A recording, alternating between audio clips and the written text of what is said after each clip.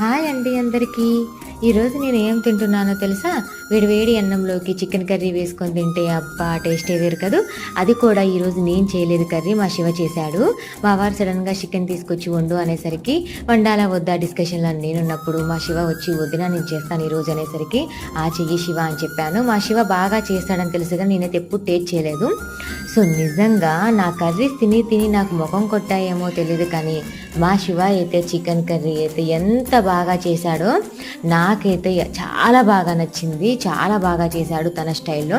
ఒక్కొక్కళ్ళు ఒక్కొక్క వేరియంట్‌లో చేస్తారు కదా! ఇప్పుడు నేను ఒక రకంగా, మా అమ్మ వాళ్ళు ఒక రకంగా, అత్తమ్మ వాళ్ళు ఒక రకంగా. మా శివ ఎంత బాగా చేశాడో అసలు నేను ఫస్ట్ టైమ్ తినడం. ఇంత బాగా చేస్తాడని నేనైతే ఎక్స్‌పెక్ట్ చేయలేదు. సో, నా వీడియో మీకు నచ్చినట్లయితే లైక్ చేసి, షేర్ చేసి, సబ్స్క్రైబ్ చేయండి.